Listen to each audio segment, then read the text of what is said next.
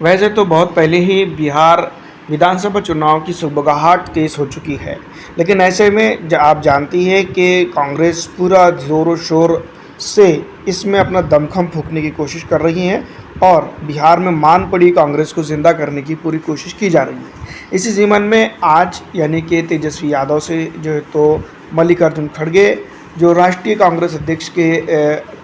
कांग्रेस के अध्यक्ष हैं, उन्होंने और राहुल गांधी ने मुलाकात की। इस मुलाकात के कई मायने बताए जा रहे हैं, लेकिन एक तरफ कांग्रेस सीधी तौर पर कन्हैया कुमार के जरिए बिहार के अंदर चुनावी माहौल बनाने की चर्चा में है। दूसरी तरफ तेजस्वी यादव भी लगातार अपना काम करते हुए नजर आ रहे हैं, लेकिन तमाम तर सोर्सेस के मुताबिक अगर बात की जाए तो कांग्रेस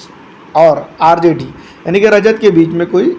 तरह से तालमेल फिलहाल बैठता हुआ नजर नहीं आ रहा है। ऐसे में भारतीय जनता पार्टी को रोकना है और भारतीय जनता पार्टी भी पूरी तरह से बिहार के अंदर तैयारियों में जुटी हुई है। वहीं अगर हम बात करें तो किसी ना किसी तरीके से जो बुझी हुई कांग्रेस बिहार के अंदर देखी जा रही थी, क्योंकि एक अरसे पहले जब विधानसभा चुनाव हुए थे 2020 के अंदर, तो देखा गया था कि बहुत ज़्यादा सीटों पर चुनाव लड़कर कांग्रेस ने मात्र 17 से 18 सीटों के ऊपर वो संतुष्टि जाहिर की थी। वहीं कई बड़े बड़े दिग्गज कांग्रेस के नेता को हार का सामना करना पड़ा था। बुरी तौर पर हारने के बाद कांग्रेस अब अपने आप को खड़े करने की कोशिश कर रही है और बताया ये भी जा रहा है कि कई बड़ी डिमांड्स के साथ आज जो है तो इस मीटिंग का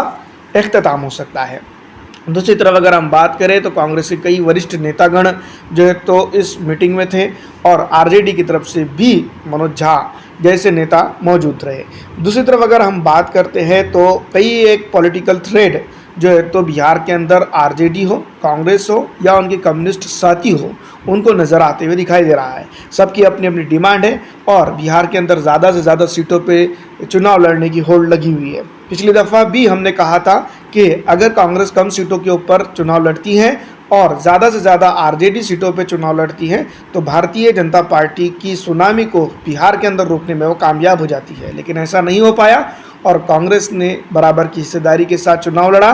और अपने हाथों से जो है तो आरजेडी की सरकार बनने से रोक दिया। कई एक चीज़ें हैं जो कांग्रेस को बिहार के अंदर निगेटिविटी में लेके जाती हैं। सबसे इम्पॉर्टेंट बात यह है कि मुसलमानों की, पिछड़ों की, दलितों की, आरक्षित समाज की आवाज़ ना बनना और आरजेडी के राह में रोड़े अटकाना किसी ना किसी तरीके से यहाँ पर ये साबित हो चुका है। दूसरी तरफ अगर हम बात करते हैं, अभी जिस तरह से वक्फ बिल कानून को लेकर